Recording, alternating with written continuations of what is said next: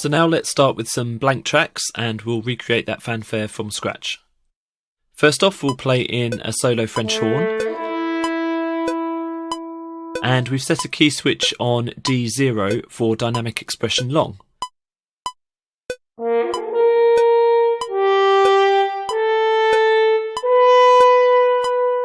You've got a nice rip there. To achieve that, we simply press the sustain pedal to access the portamento transition. Next, we're going to use the French horn ensemble, where the 3 French horns play together.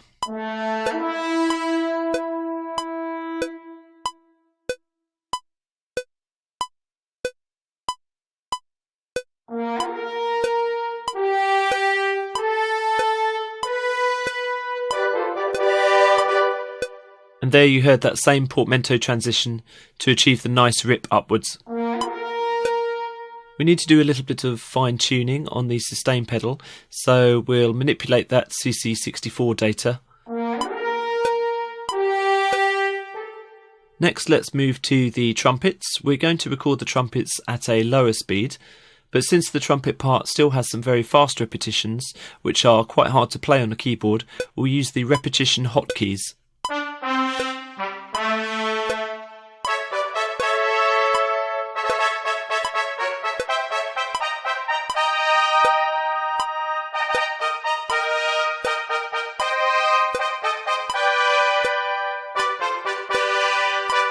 And pressing the hotkey simply repeats the last played note or chord.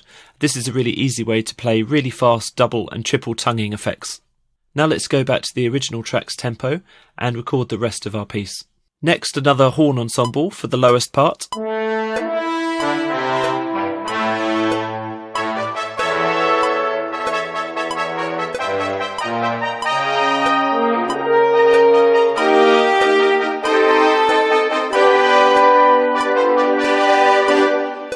And on the long notes like that, you can hear the natural dynamic curve of the dynamic expression articulation.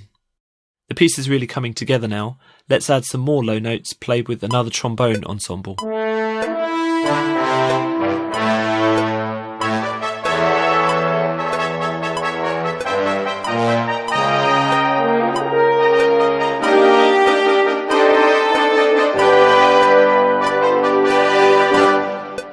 So that's enough brass for now. Let's add some top-end interest with some shimmering flute trills. To keep it simple, we'll use C flute 2 together with the piccolo flute on the same MIDI channel. So we only have to play a single track here, but we can control the sound separately for both flutes.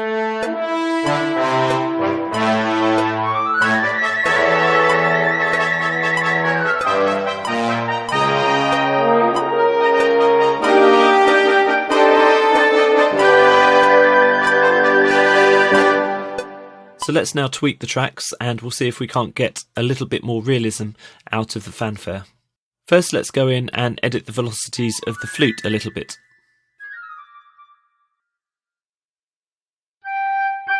Just bring those down slightly.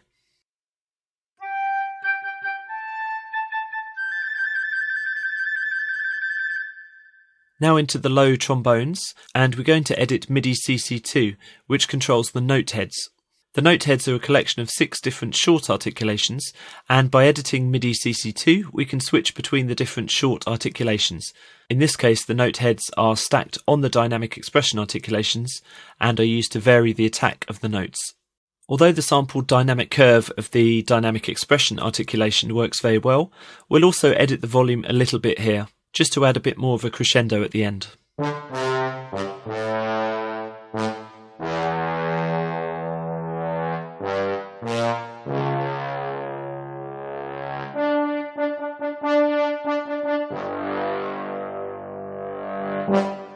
Let's adjust the timing of that last chord a little bit, just to make it sound a bit more realistic and less quantized. On the low trombone ensemble, we'll also edit the note heads to get a more punchy attack on those short notes.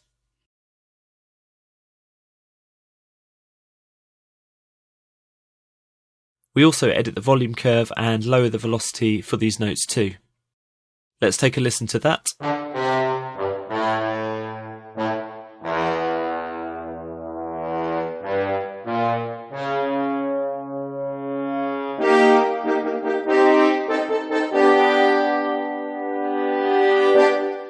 Okay, that sounds good, but for these short notes here, we really need a faster attack.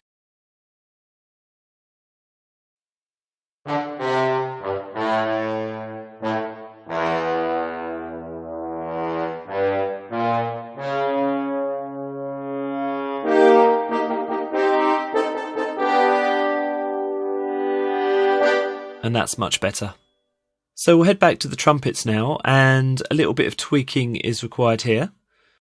First we'll edit those note heads again for a punchy attack, and we'll do that for all of the short notes.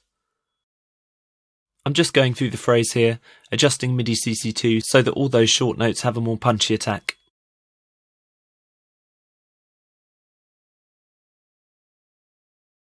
And I'm also going to edit the velocity curve on some of the longer notes. Let's set a key switch here before that chord to switch to the rip articulation, and another key switch note to jump back to dynamic expression.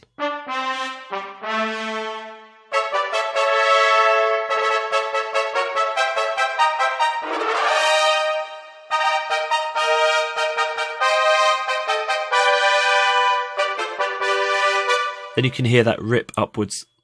The high French horn ensemble is almost perfect already.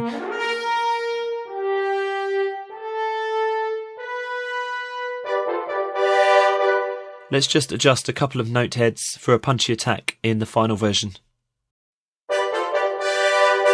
That chord here, a little bit too hard perhaps.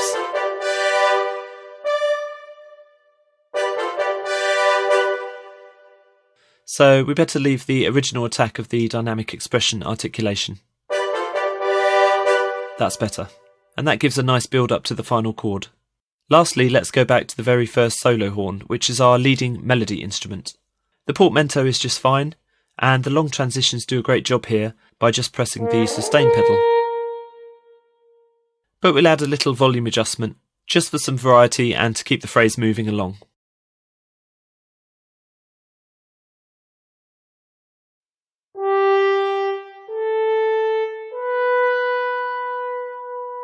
A quick listen now to the lead melody part played by solo horns and the horn ensemble.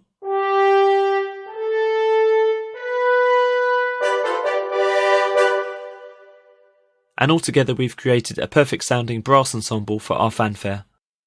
Lastly, we've prepared some additional string and percussion to add to the track, just to finish things off. Now with everything combined together, it sounds lovely and full.